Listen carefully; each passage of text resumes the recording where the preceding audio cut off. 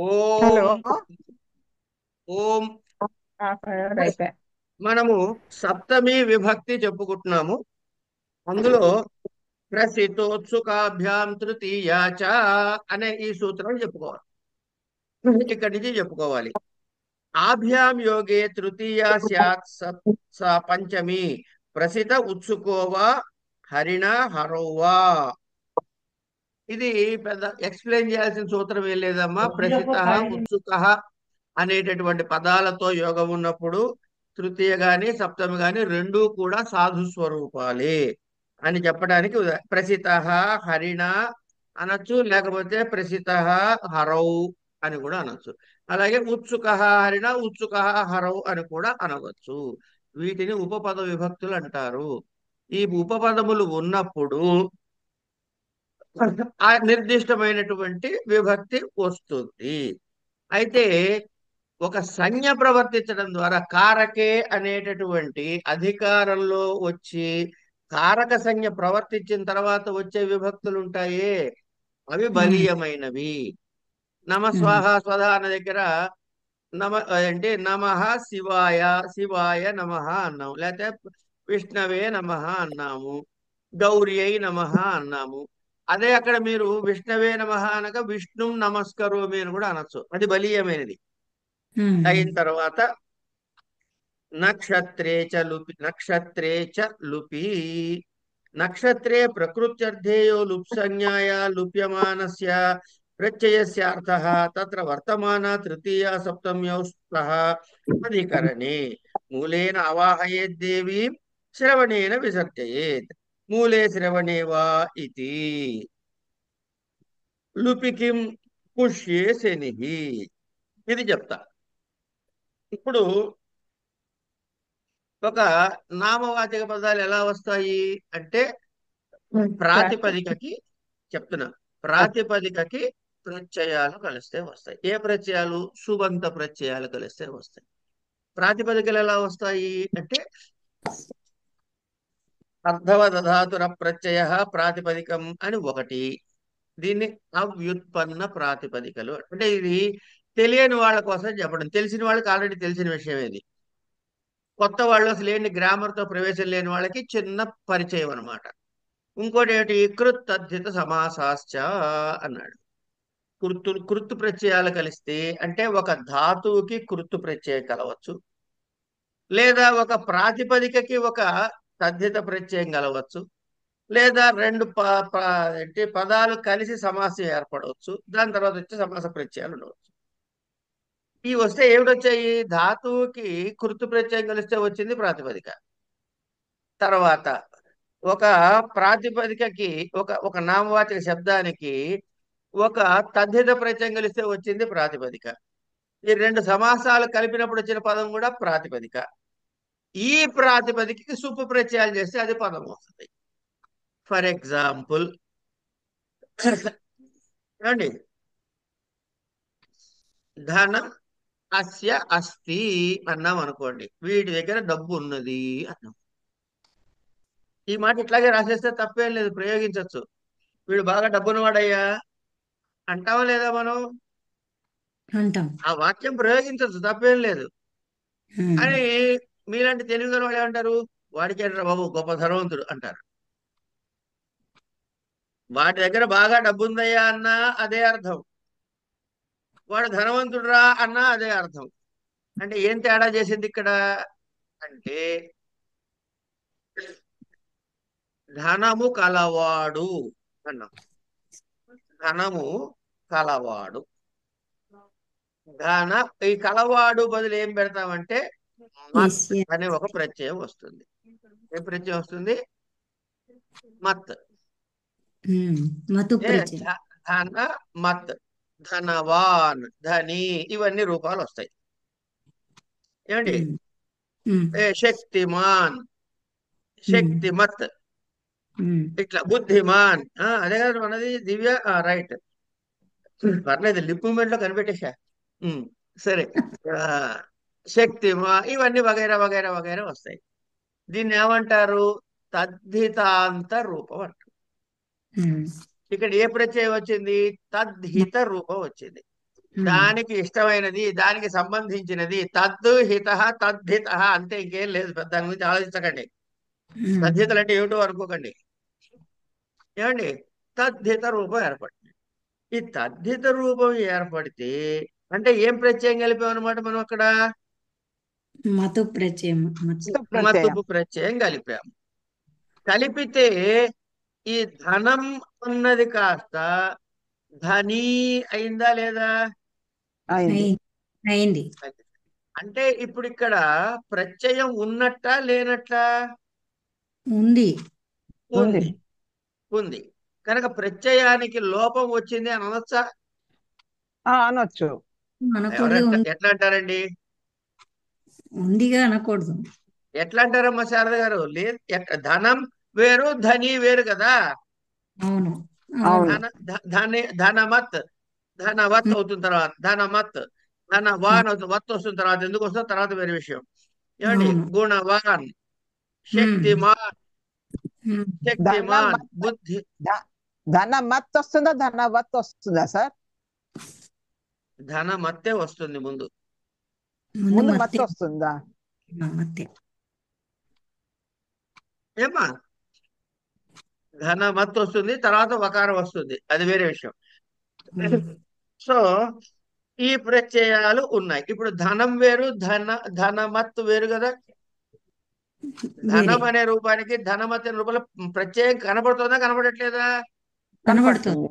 కనబడుతుంది. కనపడుతుంది. ఏమండి?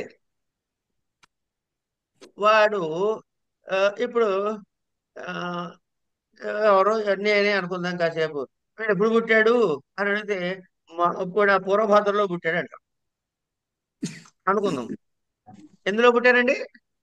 పూర్వభాద్ర నక్షత్రం. పూర్వభాద్ర నక్షత్రము ఉన్నటువంటి కాలములో పుట్టా నేను. ఉమ్, ఉమ్. అవునా కదా? కనుక అవును. పూర్వభాద్ర ఇప్పుడు ధనమత్ మత్తుపు కలిపి ధనమత్ అయినట్టుగా ఉమ్, పూర్వభాద్రలో పుట్టాడు అనాలంటే పూర్వభాద్రియనో ఏదో అనాలి నన్ను. ఉమ్, ఉమ్, ఏదో అన్ను ప్రత్యయమో వన్ను ప్రత్యయం ఏదో ప్రత్యయం చేయాలి అక్కడ. ఉమ్. మత్తుపు కాదులేండి. అవును. ఇట్లా అనేక ప్రత్యయాలు ఉన్నాయి. ఉమ్. ఈ ప్రత్యయాల్లో ఒక ప్రత్యయం కలిస్తే ఈ పూర్వభాద్ర అనే రూపం ఉంటుందా, మారిపోయిన రూపం వస్తుందా? మారిపోయిన రూపం వస్తుంది మారుతుంది. ప్రత్యేక. మారిపోయిన రూపం వస్తుంది. ఉమ్. వస్తుంది. ఈ మారిపోయిన రూపం వస్తే ఇక్కడ ఇక్కడ ప్రత్యయం ఉన్నట్టు లేనట్ట? ప్రత్యయం ఉన్నట్టు. ఉన్నట్టు ఉన్నట్టు. ఉన్నట్లు. మారిపోయిన రూపం రాకుండా ఉమ్, వీడు ఎక్కడ పుట్టాను? పూర్వభాద్రలో పుట్టానయ్యా అన్నాను అనుకోండి నేను. అంటే ఉమ్. పూర్వభాద్ర ఉన్న కాలములో అనేటటువంటి దాన్ని చెప్పేటటువంటి ప్రత్యయం ఏదైతే ఉందో అది ఇక్కడ మీకు లోపించింది. కనపడుతుందా కనపడట్లేదా? కనపడలేదు. లుప్తమైంది. లోపించింది. కనపడకపోతే లోపం వచ్చినట్ట రానట్ట? లోపం వచ్చింది. శబ్దాలు రావాలి. చదువు చదువు ఈ తెలియని వాళ్ళ శబ్దాలు చేయాలి, తెలిసిన వాళ్ళే చేస్తున్నారు. వచ్చిందండి, లోపం వచ్చింది. ఆ ఇప్పుడు అమ్మవారిని నవరాత్రులు వచ్చాయి. నవరాత్రుల్లో త్రిరాత్ర దీక్ష చేస్తాం మనం అనుకుందాం. ఎప్పుడు ఆవాహన చేయాలి పంతులు గారు అని అడిగితే మూలలో చేయవయ్యా అంటాడు ఆయన. అంటే మూలా అవును. నక్షత్రం టైం లోపల మూల మూలా నక్షత్రము ఉన్న కాలములో చెయ్యి అని. కాలంలో అవును. ఉమ్, మూలా నక్షత్రము ఉన్న కాలములో దానిలో ఇక్కడ అన్ననే ఓ ప్రత్యయం రావాల్సి ఉంటే అది తీసేసి మూలా ఉమ్. అన్నాం. ఇప్పుడు ప్రత్యయం లోపమైనట్ట ఉన్నట్ట? లోపం. లోపం. ఇది అది చెబుతున్నాడు ఇక్కడ. ఉహు. ఏమండి? అంటే ఏం చెబుతున్నాడు అంటే ఏమన్నాడు ఇక్కడ? ఉదాహరణ ఏమి ఇచ్చాడు చూడండి. ఇప్పుడు ఫస్ట్ ఉదాహరణ ఏమని ఇచ్చాడు? మూలేన మూలేన ఒక్క నిమిషం దేవీం. అమ్మా, ఒక్క నిమిషం నేను చదువుతున్నా. మూలేన ఆవాహయే దేవి శ్రవణేన విసర్జయేత్. మూలే ఆవాహయే దేవి శ్రవణే విసర్జయేత్ అనొచ్చు. మూలేన లేక మూలే. ఎందుకు? ఓకే. మూలా నక్షత్రము ప్రవర్తిస్తున్నటువంటి కాలములో ఆవాహన చెయ్యి, శ్రవణ నక్షత్రం ప్రవర్తిస్తున్న కాలములో విసర్జన చెయ్యి అని చెప్పటం. కానీ మూల శ్రవణం అలాగే ఉన్నాయి. ఏ మార్పు చెందలే ఆ పదాలు రెండు. అవును. కనుక అక్కడ ప్రత్యయము లోపించింది. అర్థమైంది కదా ఇక్కడికి? ఆ, ఈ ప్రత్యయం లోపించింది కాబట్టి ఇక్కడ ఏమొస్తుంది? తృతీయ వస్తుంది, ఇంకోటి ఏమొస్తుంది? సప్తమి వస్తుంది. మీలో ఎప్పుడు? ఒక్క నిమిషం. ఎప్పుడు? నక్షత్రే చలుపి అన్నాడు. ఈ చాకారం పెట్టడంతో ఏమైంది? పైనుంచి తృతీయ అని తెచ్చుకున్నాం. ఓ ప్రసిద్ధోత్సుకాభ్యాం తృతీయాచ అన్నాం కదా. ఆ, అర్థమైంది. ఆ తృతీయ అనువృత్తి. ఇక్కడికి వచ్చింది. అందుకని మామూలుగా ఏం రావాలి? సప్తమి రావాలి. సప్తమి రావాలి, తృతీయ కూడా వస్తుంది. కనుక తృతీయ సప్తములు ప్రవర్తించవచ్చు. దేనిలో? నక్షత్రే. నక్షత్ర సంబంధమైనప్పుడే. మూల అన్నది నక్షత్ర సంబంధమే కదా, శ్రవణం అన్నది నక్షత్ర సంబంధమే కదా. కానీ మూల నక్షత్రము ప్రవర్తించే కాలము, శ్రవణ నక్షత్రము ప్రవర్తించే కాలము అనే రావాల్సినటువంటి ప్రత్యయం ఏదైతే ఉందో అది రాలేదు ఇక్కడ. అంచేత తద్ధిత ప్రత్యమైన ఉన్ననే ప్రత్యయం రావలసి ఉండగా రాలేదు కాబట్టి, లోపించింది కాబట్టి ఇక్కడ తృతీయ సప్తమి వచ్చింది. అయిపోయింది. దాని పక్కన ఇంకోటి ఇచ్చాడు చూడండి, ఇంకో మాట. ఏమన్నాడు? లుపి కిం. లుపి అని లేకపోతే ఏంటవుతుందో అని అడిగితే పుష్యేశని అన్నాడు. అంటే ఏంటి? పుష్యేశని, పుష్యముతో సంబంధం ఉన్న శని అని చెప్పేశాడు క్లియర్ గా. ఇక్కడ ఏం లోపించాడు? ఏం చెప్పలే. ఏమీ లేదు. కనుక అక్కడ ప్రత్యయ లోపం లేదు, కనపడట్లేదు కాబట్టి నక్షత్ర సంబంధమైన తృతీయ రాలేదు. సప్తం వచ్చేస్తుంది. రూల్ ప్రకారం సప్తం రావాలి, సప్తం వచ్చేది. పుష్య అన్నాడు. కానీ నక్షత్రే లుపి తృతీయాచ అన్నాడు కాబట్టి ఆ తృతీయ విభక్తి ఇక్కడ రాలేదు. అయిపోయింది. అక్కడ అయిన తర్వాత అనంతరం కిం సప్తమి పంచమ్యో. అంటే ఎలాగ ఐడెంటిఫై చేస్తారు? లుపు సంజ్ఞ అన్నావు కదా, అది ఎలా ఐడెంటిఫై చేస్తారు? నాకు అర్థం కాలేదు. ఐడెంటిఫై చేయడం కాదు, మూలా నక్షత్రంలో చెయ్యి అంటే అర్థం ఏంటి? మూలా నక్షత్రం ఉన్న సమయంలో చేయమనే కదా. మూలా నక్షత్రం ఉన్న సమయంలో చెయ్యి. మూలా నక్షత్రము ఈజ్ నాట్ ఈక్వల్ టు మూలా నక్షత్రం ఉన్న సమయము. ధనము ఈజ్ నాట్ ఈక్వల్ టు ధనవంతుడు. ధనము అని దానికి తద్ధిత ప్రయత్నం చేస్తే ధని అనో ధనవాన్ అనో అవుతుంది. రూపం మారిపోతుందా లేదా? ధనం నుంచి ధనవాన్ అన్నప్పుడు ధనము ధనం అని అంటే ఏమైనట్టు? లోపం అయినట్టు కనట. అది సార్ ఈ లుపీకి మళ్ళీ ఒకసారి చెప్పండి సార్. అదే అడుగుతున్నారు. అదే గీత గారు అడిగింది. కాదండి, ఇప్పుడు నక్షత్రము అంటే ఏమిటి చెప్పండి? అదొక నక్షత్రం అంతే. నక్షత్రం స్టార్ పేరు. నక్షత్ర పేరు సంజ్ఞ. నక్షత్రముతో సంబంధం ఉన్న కాలము అనాలనుకోండి. ఈ తో సంబంధం ఉన్న కాలము బదులు ఏదో ఒక తద్ధిత ప్రత్యయం పెట్టుకోవచ్చా, పెట్టుకోకూడదా? పెట్టుకోవచ్చు. అంటే ఈ ప్రాతిపదికకి ఈ తద్ధిత ప్రత్యయం కలిస్తే వేరే రూపం వస్తుందా, ఇదే రూపం ఉంటుందా? వేరే రూపం వస్తుంది. ఇప్పుడు మూల శ్రవణం అన్నాము. నేను అనాల్సి మూల నక్షత్రముతో కలిసిన కాలము అనాలి. అంటే ఇప్పుడు మూల ప్లస్ సంథింగ్ ఎల్స్ కలిపితే వేరే రూపం రావాలా వద్దా? వేరే రూపంలో కనపడుతుందా? మూల అనే రూపమే కనపడుతుందా? వేరే రూపం కనపడతా ఉంది. ఎక్కడ కనపడిందమ్మా? మూలానే ఉంది. కలిస్తే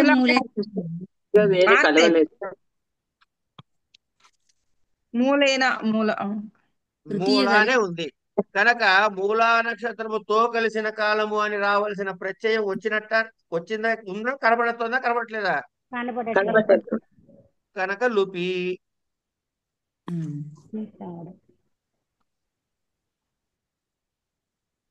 ఎక్కిందా? ఎక్కినట్టుగా ఉంది. మరోసారి చదివితే ఎక్కుతుంది పూర్తిగా.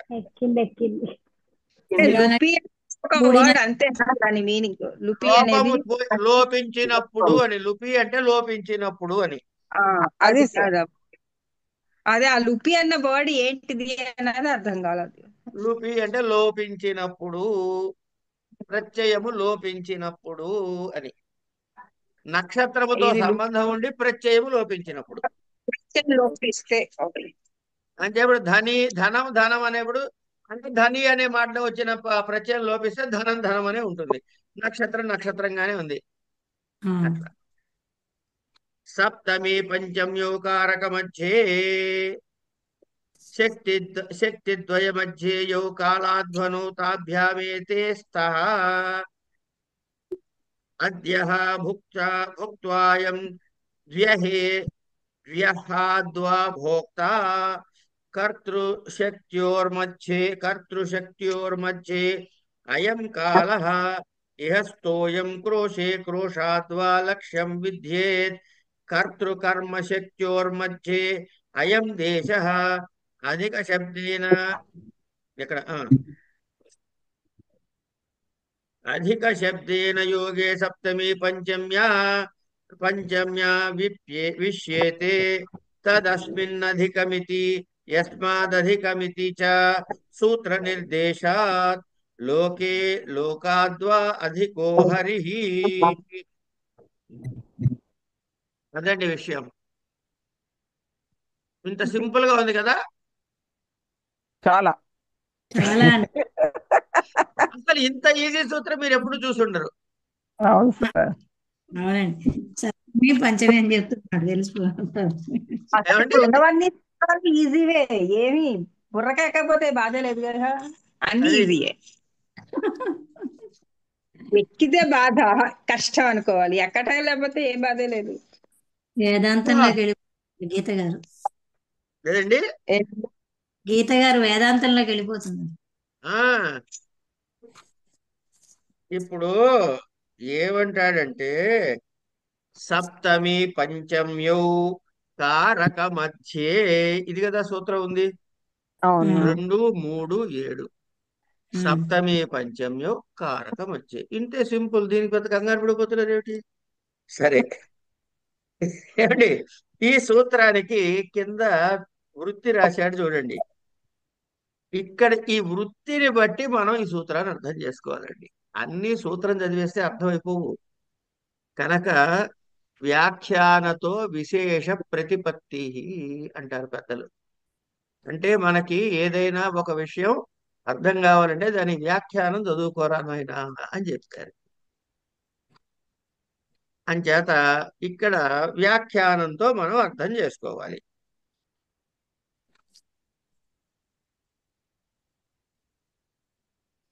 ఇక్కడ ఏం చెబుతున్నాడు?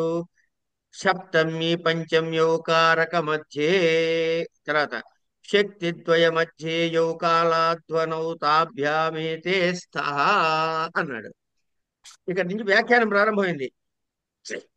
శక్తిద్వయ మధ్యే, పైన ఏం చెప్పాడండి? పైన ఏం చెప్పాడు? సప్తమి పంచమ్యోకారక మధ్యే అన్నాడు. అంటే సప్తమి కారకము, పంచమీ కారకము అంటే మనం ఏం తీసుకోవాలట? కర్తృర్థము లేకపోతే కరణార్థము.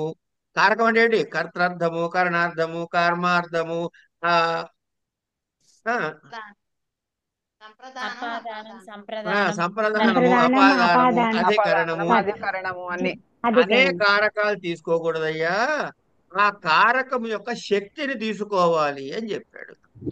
మరి సూత్రంలో ఎక్కడుందండి అని అడగండి. అది వ్యాఖ్యానంలో ఉంది, అక్కడి నుంచి తెలుసుకో అని చెబుతున్నాను. అందుకే ముందే శక్తిని తీసుకోవాలి. కర్త్రాదులు అర్థము కాదు, కర్త్రాది శక్తి అర్థము. అంటే కారకయోహ మధ్యం, అంటే కారకయోహ మధ్యం కారక మధ్యం. ఏమండి? తస్మిన్ కారక మధ్యే అని విగ్రహవాక్యం. తస్మిన్ కారక మధ్యే ఎక్కడ? కాలాధ్వనౌ తాభ్యాం ఏతే స్తః అన్నాడు కదా. అంటే ఏం చెప్పాలి? కాలాధ్వనోరత్యంత సంయోగే అని ఒక సూత్రం మనం చదువుకున్నాం. ఎక్కడ చదువుకున్నామండి? ద్వితీయ విభక్తి. చదివాం కదండి. కాలాధ్వనో అనే పదం ఇక్కడికి అడిగి తెచ్చుకుంటున్నాం. ఇలా అడిగి తెచ్చుకోవడాన్ని ఏమంటాము?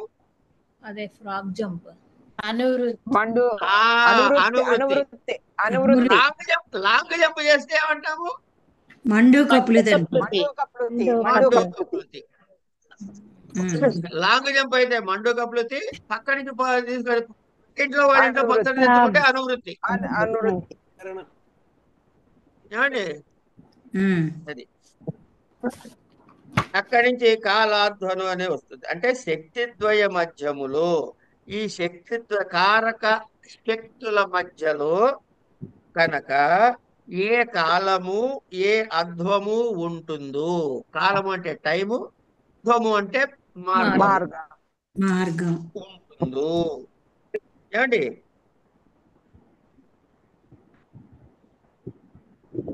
సారీ, వాటికంటే సప్తమి పంచమి విభక్తులు వస్తాయి. అయిపోయింది. ఏమండి? ఎట్లా ఎట్లా అద్య భుక్త్వా అయం ద్వ్యహే ద్వ్యః ద్వా భోక్తా. అదండి. వాడున్నాడు ఓ మహానుభావుడు. వాడు ఇవాళ అన్నం తిన్నట్ట. మామూలుగా మనం ఏం చేస్తాం? పొద్దున్న తింటే రాత్రి, రాత్రి తింటే పొద్దున, పొద్దున్న తింటే రాత్రి. ఇది కదా మన ప్రోగ్రాం. వీడు ఇవాళ తిని 2 రోజుల తర్వాత మళ్ళీ తిన్నట్ట. మండూకప్లుతి మండుకపులుతి కాదమ్మా. మండుకపులుతి అంటే వేరే పదం తెచ్చుకుంటే, వీడు తినటం కదా చెప్తున్నాము. ఆ, అంటే అద్య భుక్త్వా, ఇవాళ తిని. ఈ అద్య అన్నది టైమా ఏంటి? కాలమే ఇవాళ. కాలం అద్య భుక్త్వా మళ్ళీ ఎప్పుడు తింటాట? 2 రోజుల తర్వాత తింటాట.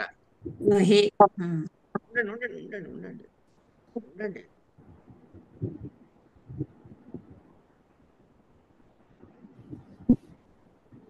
సారీ, అంటే ద్వి అహన్ 2 రోజులు కదా. అవును. ద్వి అహ కలిపితే ద్వ్యహ అవుతుంది. ఏమండి? 2 రోజుల తర్వాత తింటాడు. ఇవాళ తిన్నవాడు 2 రోజుల తర్వాత తింటాడు. ఈ 2 రోజుల తర్వాత అనే దానికి ఏ విభక్తి వస్తుంది? మామూలుగా పంచమే కదా. పంచమి విభక్తి గాని సప్తమి విభక్తి గాని వస్తుంది. సప్తమి కూడా పనికొస్తుందా? కాలం. అందుకనే అయం ద్వ్యహే అంటే 2 రోజుల తర్వాత అని సప్తమిలో, ద్వ్యహాత్ అని పంచమిలోను చెప్పి భోక్త తింటాడు అని అర్థం వచ్చింది. అంటే ఈ పెద్ద మనిషి ఈ రోజు తిని మళ్ళీ 2 రోజుల తర్వాత భోజనం చేస్తాడు అనే స్థలంలో ఈ కర్తృగతమైనటువంటి ఆ కర్తృత్వ శక్తి ఏమిటి ఇక్కడ అంటే 2 రోజుల కాలం ఆగుట. ఏమండి? ఆ కర్త యొక్క కెపాసిటీ ఏమిటి? 2 రోజులు ఆగడం. ఈ 2 రోజులు అనేది కాల సంబంధమైన పదమా, అర్థ సంబంధమైన పదమా? కాల సంబంధం. కాల సంబంధం. కాల సంబంధం. కనుక ఇందులో వచ్చేసినట్టు అని చెప్పినటువంటి సూత్రంలో చెప్పిన కాలాధ్వనాలు వచ్చాయి. 2 కారక శక్తి గురించి మాట్లాడుకున్నాం. కనుక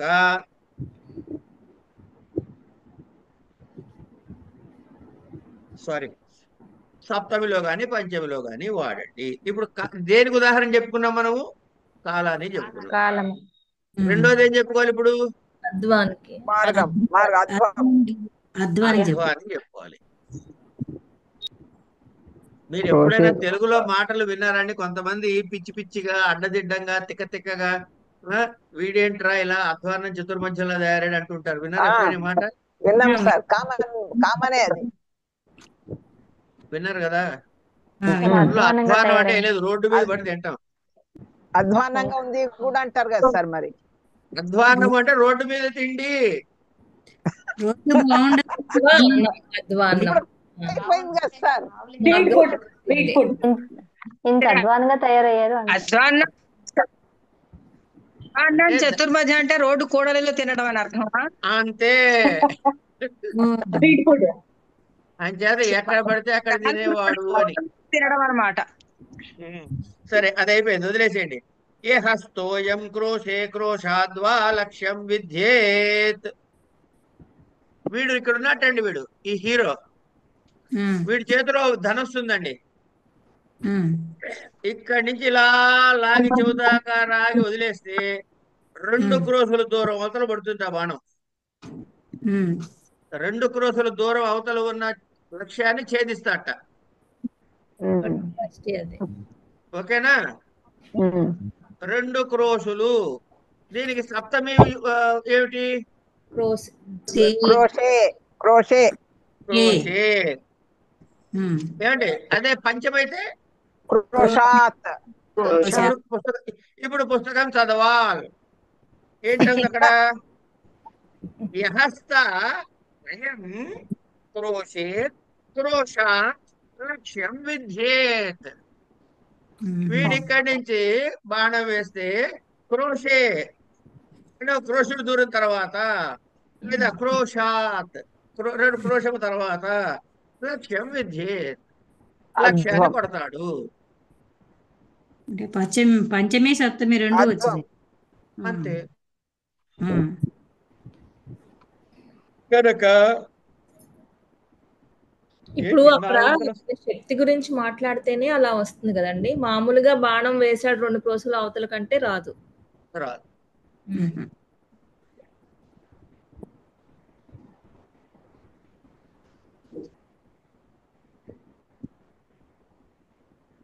క్రోశం అధీతేమని చదివాంగా వాడు నడుస్తూ క్రోశం పాటు చదువుతూనే ఉన్నాడు.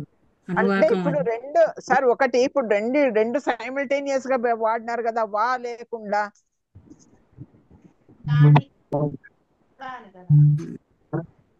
ఎక్కడ వాడారమ్మా? ద్వాన్ వచ్చిందిగా, ఎక్కడ వచ్చింది? క్రోషా ద్వాన్ వచ్చింది కదండి. ఇక్కడ మీనింగ్ అక్కడ అక్కడ ఉంది కదా. రోషాత్ ప్లస్ వా శారద గారు. ఆ, ఓకే ఓకే ఓకే. ఉమ్. నేనే చెప్పక్కర్లా, వాళ్ళు కొట్టేసుకుంటేటట్టున్నారు. లేదండి, శారద గారు, మనం జాగ్రత్తగా ఉండాలి మన ఇద్దరం. క్రోషాద్వా వచ్చేసిందిలేండి. తర్వాత కర్తృకర్మ శక్తియోర్ మధ్యే అయం దేశ. ఇంతకీ ఇక్కడ శక్తి ఎక్కడ కనపడింది మీకు అని అంటే, వీడు ఇక్కడ ఉన్నాడు, లక్ష్యం అక్కడుంది, కర్త ఇక్కడ ఉన్నాడు, కర్మ ఎక్కడ ఉంది. ఈ మధ్యలో ఉన్నటువంటిదే కదా క్రోశ దూరం. కర్త కర్మ. ఏమ్మా, అర్థమైందమ్మా? ఆ స్థలం అంచేత ఆ స్థలము ఏదది అంటే కర్తృగతమైనటువంటి కర్మగతమైనటువంటి శక్తుల మధ్యలో ఉన్న గ్యాప్ ఏమిటి అంటే 2 క్రోశము.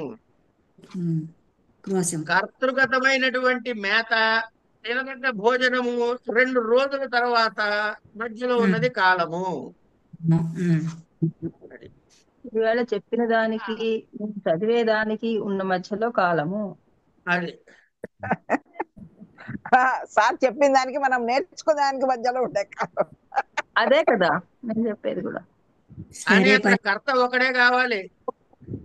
అదే ఎవరి కర్తలు వాడే కదా, ఎవరి కర్మకి వాళ్ళే కర్తలు. పోనీ మేము వినడానికి అర్థం చేసుకునే దానికి మధ్య ఉండే ఇది బాగుంది. ఒకటే కర్త అప్పుడు. అధిరీశ్వరే. ఇది ఎప్పుడు చెప్పాడు వరకు ఎక్కడ వచ్చింది అధిరీశ్వరే అని? అది విపాత సంజ్ఞలు చెబుతున్నప్పుడు చెప్పాం.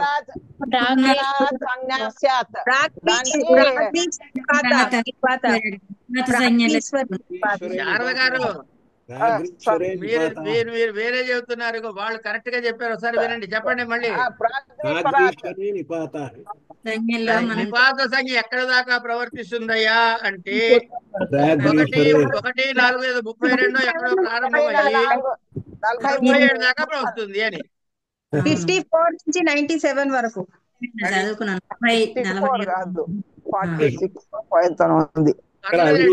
ఇక్కడ వరకు అధిరీశ్వరే వరకు. అవును, 1494 నుంచి 1497 దాకా అధిరీశ్వరే స్వస్వామి సంబంధే అధి ప్రవచనీయ సంజ్ఞ స్యాత్ అన్నాడు. ఏమీ చెప్పలే ఇక్కడ. ఏమన్నాడు? అధిహి ఈశ్వరే అంటే ఏమిటి? ఈశ్వరము శబ్దము చేత ఈశ్వరుడు ఆయన ఎవరు? స్వామి. నేనెవడిని? ఆయన తాలూకు కాబట్టి ఆయనకి స్వం అవుతాను. మనందరం మనమందరం ఎవరైతే వాళ్ళు కనుక స్వస్వామి సంబంధం అంటారు దీన్ని. ఈ సంబంధం ఉన్నది కాబట్టి ఆ స్వస్వామి సంబంధాన్ని తెలియజేసే శబ్దం ఏమిటి వాడాడు ఇక్కడ అంటే అధి అని వాడాడు. అది ఎట్లా అయితే లక్షణే అనే అర్థంలో అను వాడాడో అనుర్లక్షణే అని కర్మ ప్రవచనంలో అను ప్రతి పరి ఇవన్నీ వాడారు కదా రకరకాలుగా. అట్లా అట్లా ఇక్కడ అధి అన్నది స్వస్వామి సంబంధాన్ని తెలియజేసే పదముగా వాడితే దీనికి ఏమొస్తుంది అప్పుడు? కర్మ ప్రవచనీయ అనే సంజ్ఞ ప్రవర్తిస్తుంది అని మాత్రం చెప్పాడు ఇక్కడ. తర్వాత యస్మాదధికం యస్య చేశ్వర వచనం తత్ర సప్తమి. ఏమండి? అత్ర కర్మ ప్రవచనీయ యుక్తే సప్తమి స్యాత్ ఉపపరార్థే హరేర్గుణాః పరార్థాధిక పరార్థాదధిక ఇత్యర్థః. ఐశ్వర్యే తు స్వస్వామిభ్యాం పర్యాయేణ సప్తమి అధిభువి రామః అధిరామే భూః సప్తమి శౌండైరితి సమాసపక్షే తు రామాధీనా అషదక్షేత్యాదినా ఖః. ఈ ఖః అన్నది ఏమిటయ్యా అంటే కంగారు పడకండి, దాని గురించి చెబుతాం మీకు. ఇక్కడ దాకా కలిపి ఒక్కటి చదువుకోవాలి మనం. ఎక్కడి నుంచి? యస్మాదధికం దగ్గర నుంచి యస్య చేశ్వర వచనం తత్ర సప్తమి 2, 3, 9 ఈ సూత్రం చెప్పుకుంటున్నా ఇప్పుడు.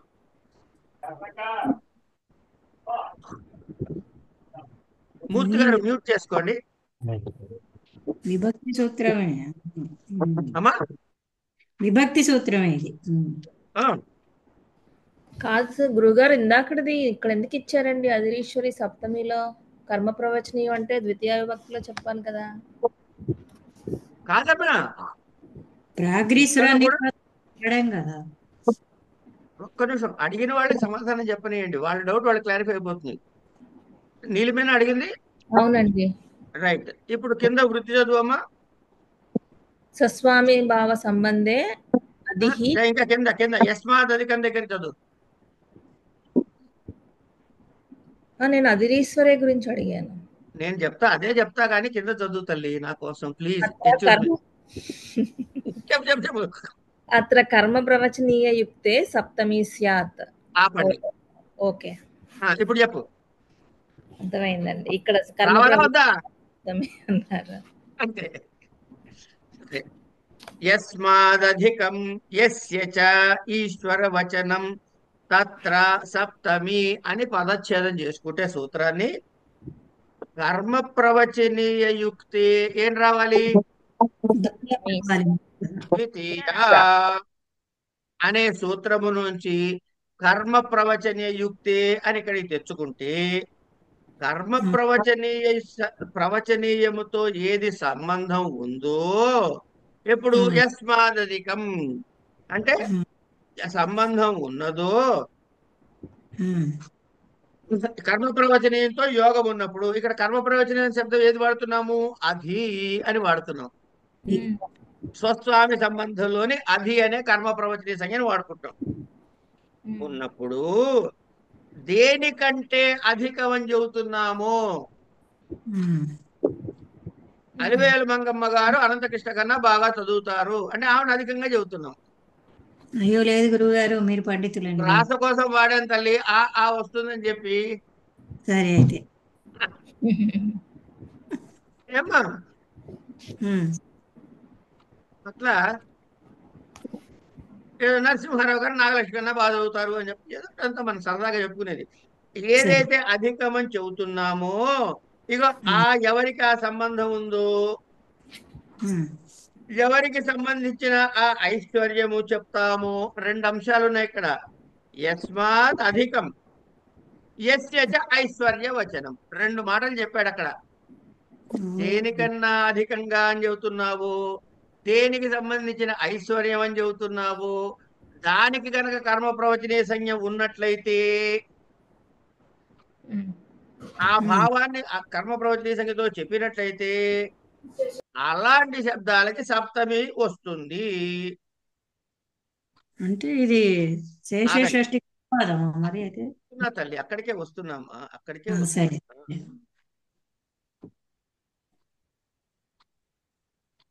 మామూలుగా స్వస్వామి సంబంధాలు చెప్పాలంటే షష్ఠీ విభక్తి వస్తుందమ్మా. అదే అందుకని.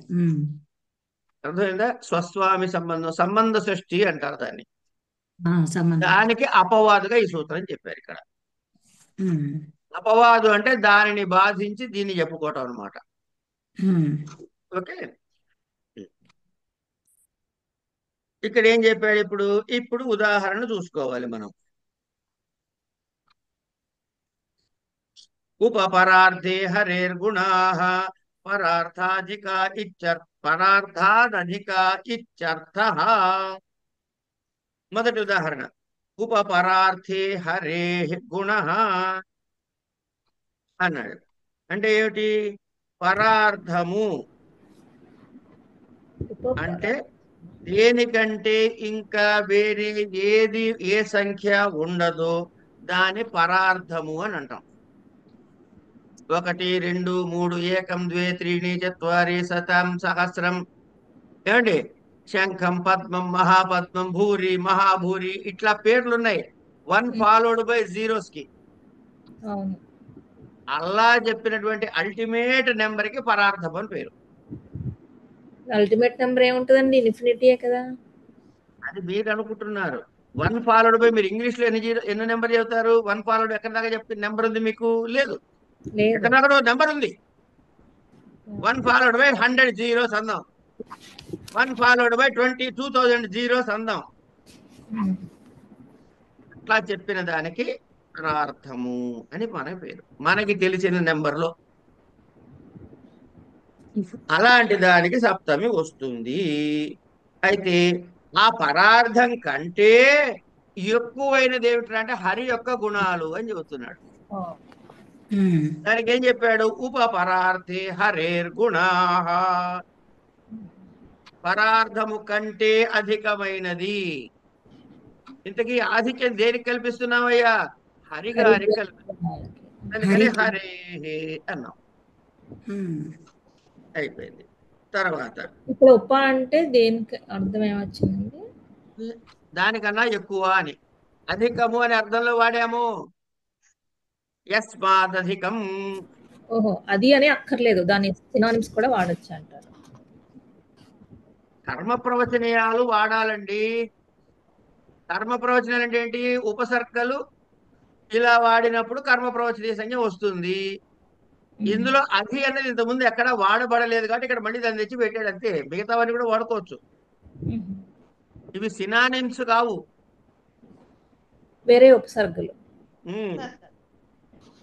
తర్వాత దేనికంటే వచ్చింది? పరార్థే. యస్మాత్ అధికం, దేని నుంచి అధికంగా ఉంది? పరార్థము కంటే అధికంగా ఉంది కనుక పరార్థే అని సప్తమిలో వాడాడు. హరే గుణా, హరి యొక్క గుణములు. అది సప్తమి. హరి సప్తమి కాదు, షష్ఠి. ఇది హరి శక్తి. నెమ్మదిగా కొరుక్కోవాలమ్మా, నాలుగు కొరుక్కునేటప్పుడు. తర్వాత ఉపోధకేచ అనే సూత్రం దగ్గర నుంచి ఉపశబ్దాన్ని తెచ్చుకుని కర్మ ప్రవచనే సంజ్ఞను వాడుకున్నాము. ఉపశబ్దము అధికే అనే అర్థంలో వాడుకోవచ్చని చెప్పుకున్నాం కదా ద్వితీయ విభక్తిలో. చెప్పాము.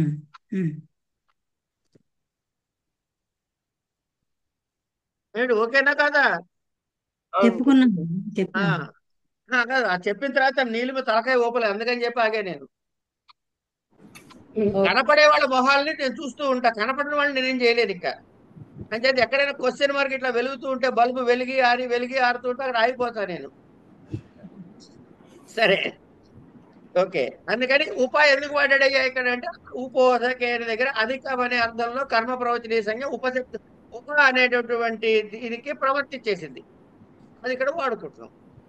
అది అన్నది ఎక్కడ దాకా వాడబడలేదు, అందుకని ఇక్కడ ఆ సూత్రం చెప్పుకున్నాం, అది కూడా వాడుకుంటాం. దాన్ని ఎక్కడ వాడుతాం నెక్స్ట్ వస్తుంది రండి. ఏమిటన్నాడు? అది భువి రామ అధిరామే భూహు. ఏమండి? అధిభువి రామ.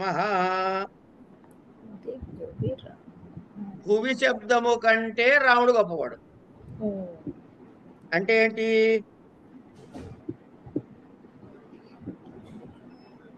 ఈ భూమి కంటే కూడా రాముడు శ్రేష్ఠుడు అని అధి శబ్దాన్ని వాడుకున్నాం. అధి అనేది దేనిలో వాడన్నాడు? అధి అనేది ఉపసర్గకి, అదే అధి అనేటటువంటి నిపాతకి కర్మ ప్రవచనీయ సంజ్ఞ ఏ అర్థంలో వస్తుంది?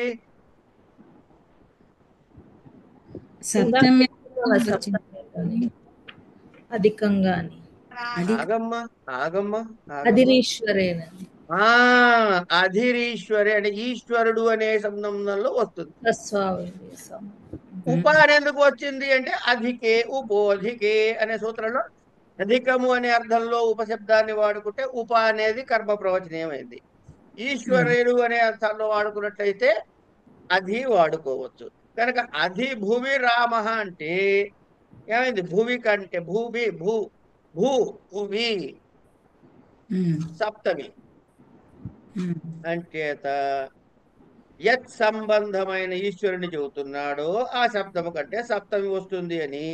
భూ సంబంధి ఈశ్వరుడు రాముడు కావున భూ సంబంధికైనటువంటి దానికి అధిపతి ఈశ్వర శబ్దంతో వాడాలి కదా.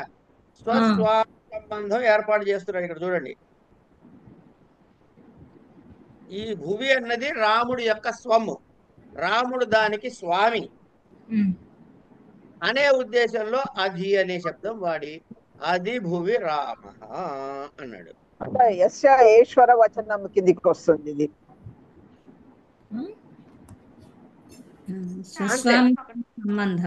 అంతే అంతే అంతే అంతే అంతే సెకండ్ హాఫ్.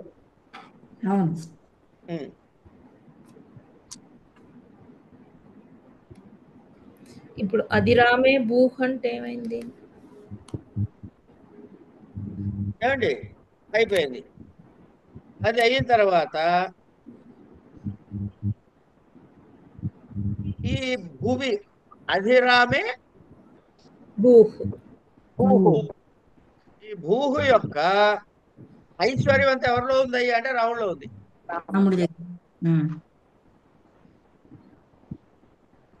కనుక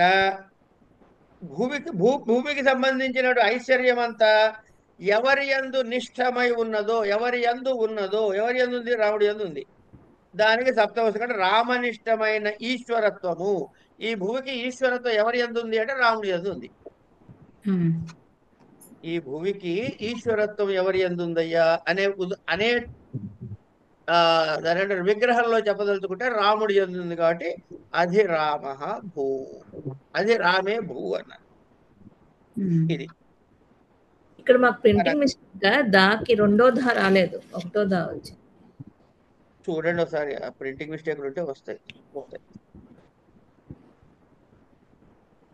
విభాషాకృయీ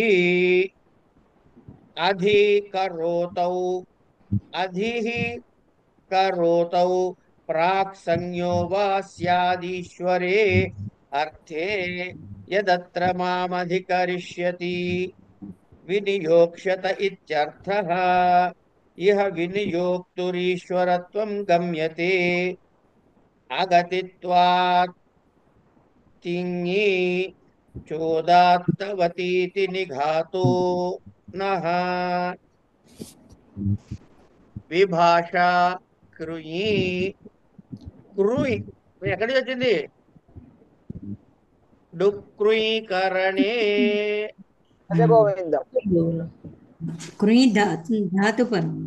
అది ధాతు రూపం ఏమండి?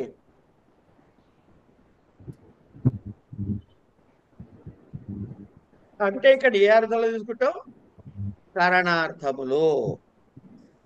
అధిరీశ్వరే అనేది సూత్రము, కర్మ ప్రవచనీయా అన్నది అధికార సూత్రము. ఇవి రెండు అనువర్తిస్తే కృయి ధాతువు పరముగా ఉన్నప్పుడు,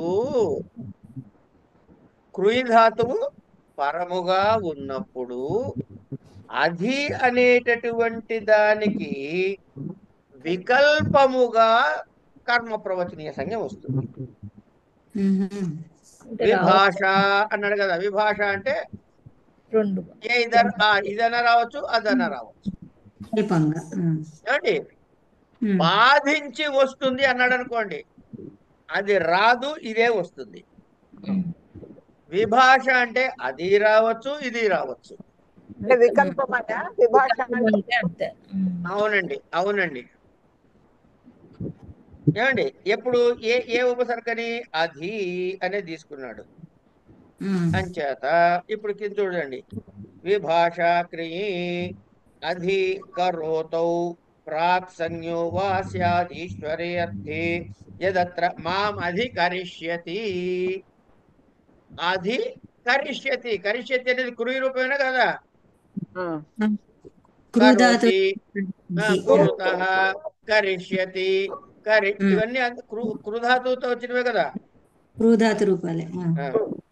మాం అధికరిష్యతి అంటే ఏంట? వినియోక్ష్యత ఇత్యర్థ. అధికరిష్యతి అంటే అర్థం ఏంటయ్యా? వినియోక్షత ఇత్యర్థ. ఇహ వినియోక్తురీశ్వరత్వం గమ్యతే. ఈ వినియోక్తుడి యందు ఈ ఈశ్వరత్వం మనకి లక్ష్యం తెలుస్తుంది. ఎక్కడ చూడండి, ఇప్పుడు అధికరిష్యతి అంటే వినియోక్ష్యతే. వినియోక్షత అంటే ఏంటి? వినియోగించునో అని. ఎవరిని వినియోగించునో అని అంటే ఎవరితో అయితే ఈ పని యందు ఎవరైతే ఈ పని యందు నన్ను వినియోగించారో అంటే ఆజ్ఞాపించారో. నన్ను ఆజ్ఞాపించాడు వాడు నాకు ఏమవుతాడు? స్వామి అవుతాడా కాదా? నేను స్వమ్మ అవుతానా కాదా? అవుతారు, స్వస్వామి సంబంధం అవుతారు. అది ఆ నియోగించే వారికి ఈశ్వరత్వం తెలియబడుతుంది. అప్పుడు అది అనేటటువంటి కర్మ ప్రవచనీయ సంజ్ఞ చేత, అంటే ఏంటన్నమాట? కర్మ ప్రవచనీయ సంజ్ఞ రాకపోతే ముందుండే సంజ్ఞ ఏమిటండి? ఉపసర్గ. ఇంకోటి నిపాత.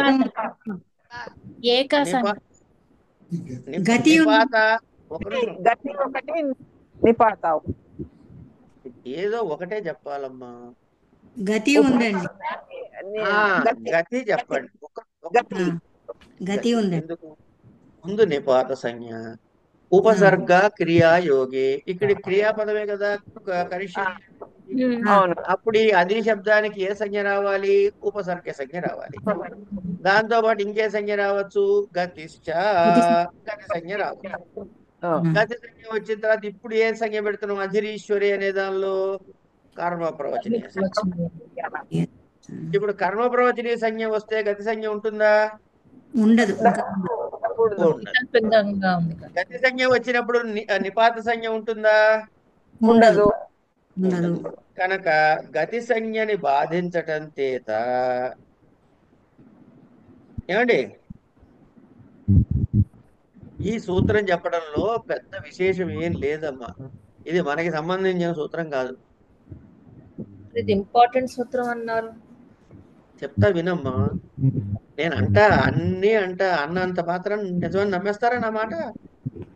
సరే, ఎందుకు ఇంపార్టెంటో చెబుతాలే కానీ ఇక్కడ ఏంటవుతుందంటే, మనము అంటే మనకెందుకు పనికి రాదని చెప్పానో చెబుతున్నా. మనము అడ్డదిడ్డముగా చదువుకుంటున్నాం, గురుముఖత చదువుకోవటంలే. గురుముఖతంగా నేర్చుకుంటున్నాం. ఒక్క నిమిషం తల్లి, నన్ను చెప్పని అమ్మా, నన్ను ఒకసారి చెప్పని తల్లి ప్లీజ్. గురుముఖత నేర్చుకున్నప్పుడు, శాస్త్రంగా నేర్చుకున్నప్పుడు వీటికి ప్రతి దాన్ని ఉచ్చారణకి ఉదాత అనుదాత స్వరితాలతోటి ఉచ్చరించాల్సి ఉంటుంది. ఓకే, ఇక్కడ మనం అలా ఉచ్చరించట్లే. కనుక గతి సంజ్ఞ ఉంటే ఏ ఉచ్చారణ వస్తుందో అంటే తింగి చోదాత్తవతి. తింగ్ అనేటటువంటి తింగ్తో అది ఉన్నట్టయితే ఉదాత్త స్వరం వస్తుంది అని చెప్పాడు. కనుక ఇక్కడ గతి సంజ్ఞ లేదు కాబట్టి, దీనికి కర్మ ప్రవచనీయ సంజ్ఞ వచ్చింది కాబట్టి ఈ ఉదాత్త స్వరం ఇక్కడ ప్రవర్తించదు అని చెప్పాడు. ఓ ఉదాత్త స్వరం అందాత్త స్వరం నైజాంతే అన్నాం అనుకోండి, ఇంకప్పుడు మనకి దిగులేమిటి? గీత గారు అన్నట్టు దిగులేంటి, అది గీత గారు అన్నట్టు దిగులేంటి అర్థం అవ్వకపోతే అర్థం అవ్వదు, దిగులేంటి. కనుక ఈ స్వరానికి సంబంధించిన సూత్రం ఇది. ఇక్కడితోటి సప్తమి విభక్తి స్వస్తి. కర్మ ప్రవచనీయ సంజ్ఞ వచ్చినప్పుడు ఉదాత్త స్వరం రాదని అర్థము. అంతే అండి. ఓకే, మనకి స్వరాలే తెలియవు కాబట్టి గొడవే లేదు అండి. కనుక మనకి ఏ భయము లేదు. ఇక్కడికి సప్తం అయిపోయిందమ్మా. రేపు ఏం వారం? బుధవారం అండి. బుధ గురువారాల్లో షష్ఠి చెప్పేసుకుంటాం. దాంతో మీ కారక ప్రకరణం అయిపోతుంది. ఇక్కడికి ఆపుతున్నాను.